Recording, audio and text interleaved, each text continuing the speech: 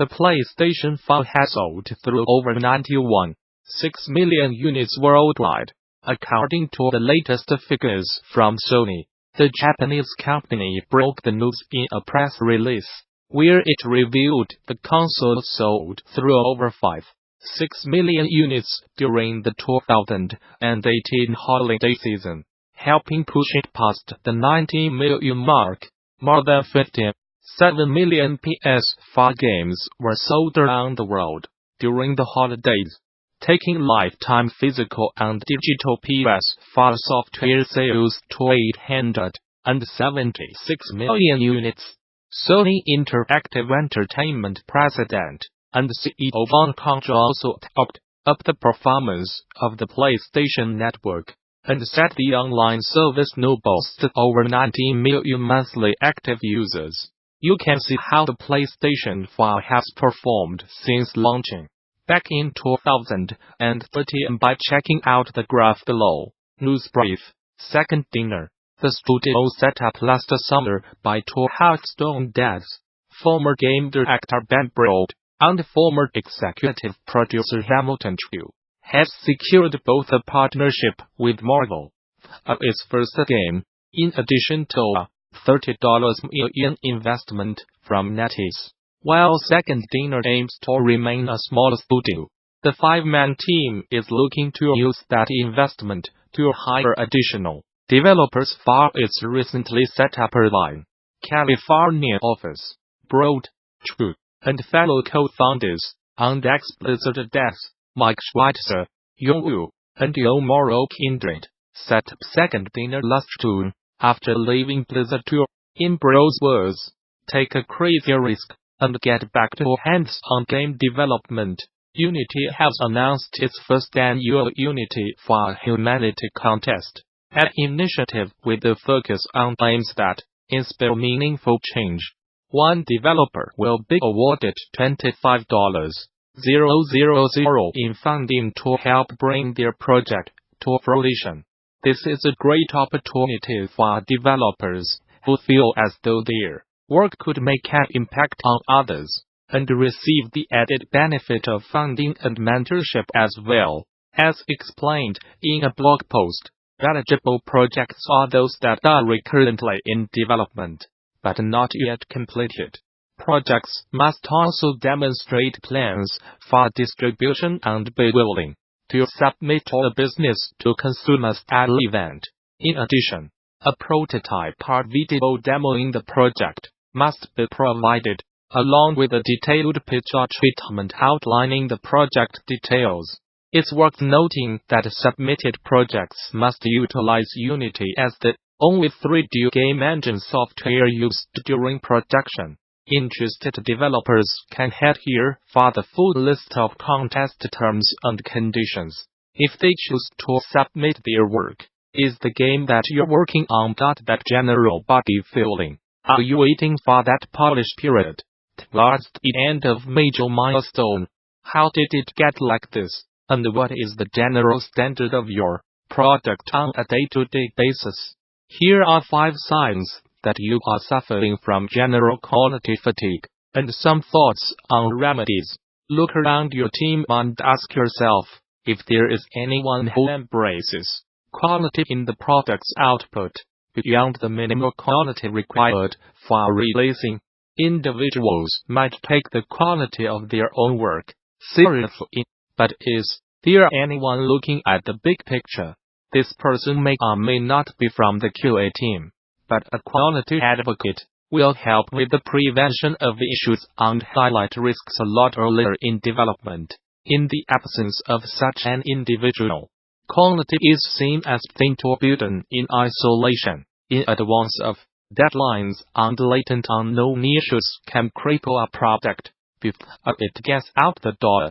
So you have QA representation and a thinking job done on the quality front.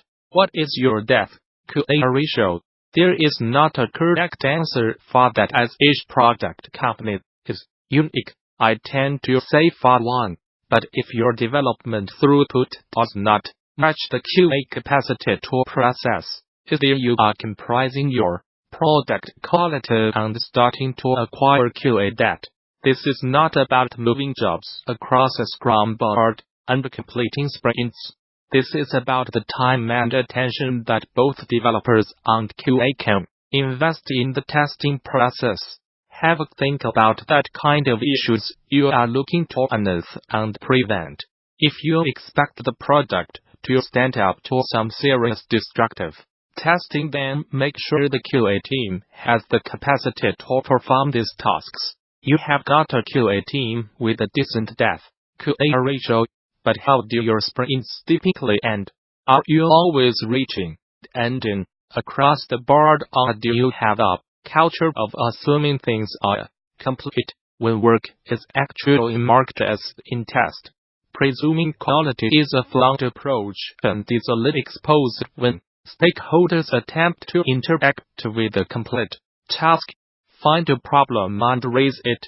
It's not worth rolling the dice, but equally, this approach also puts your QA team on the back foot, as there is inherent pressure to sign off, and there is greater resistance to fix any of those non-functionality issues.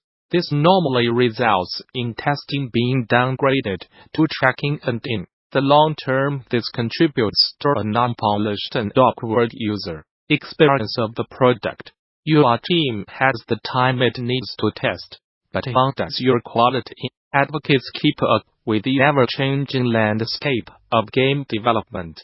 Investing in tooling is a huge factor in the smooth delivery of a product and is often a multidisciplinary approach.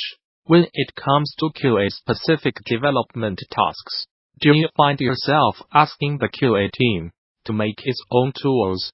Small requests, like requesting debug cheat commands, can unlock a lot of QA time to focus on other tasks, but it's often seen as something the QA team should let themselves by learning other skills. The successful product will put these tasks into the backlog and assign them to the best person qualified to complete it, and not treat them as a side, nice-to-have project. And finally, where exactly does QA live in your corporate hierarchy?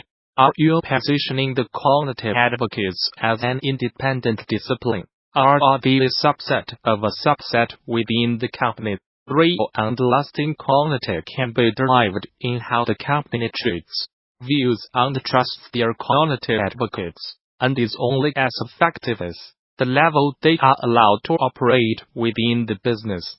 Do not compromise your QA team's remit by putting them in a corporate corner.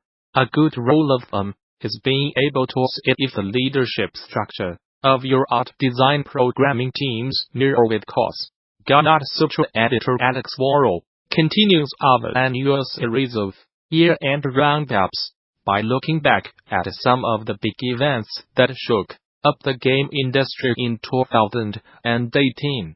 A lot of long-simmering game industry issues poured over in 2018, as we noted yesterday, while looking back at the trends that defined the games business this year. Many longtime studios executed big layoffs, shut down entirely. Unionization in the game industry is a hot topic again, and in 2018 game workers unite coalesced and seemed to focus years of chatter into meaningful statements and action.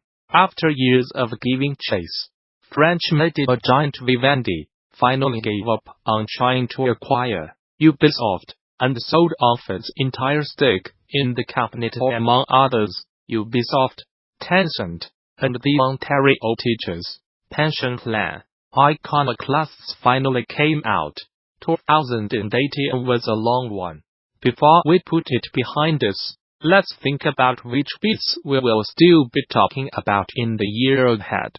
Telltale Games was not the only studio to fall this year, but it was among the biggest and the most beloved, despite clear signs of trouble, including reports of a toxic work environment, a big round of layoffs last year, and a legal fight with ousted Kevin Bruner. It was still a shock when Telltale initiated its majority studio closure. In September, effectively laying off over 200 people with no warning and no severance. They were not alone, either.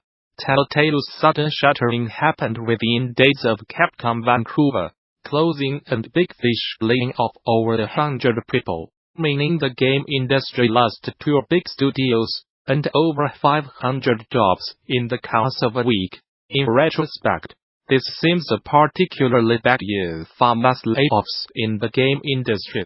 While Skybound Entertainment works to finish up Telltale's final working, that game with at least some of the original developers, the once beloved studios broke down and failure to pay workers what they are owed, inspiring at least one class action lawsuit. Drove many to ask, will TELTALASFAILURA be a catalyst for industry reform? This year, Steam's polite dominance of the PC games industry appears shakier than ever, seen perhaps most clearly the week Valve announced it was formally creating a rev-share tiers that give big sellers a break by cutting its take on big earners. The standard 30% take drops to 25% on all post-September earnings over $10 million and 20% over $50 million. Valve seems to be making a serious play to keep top game makers from taking their work elsewhere in the years ahead. This has never been more viable.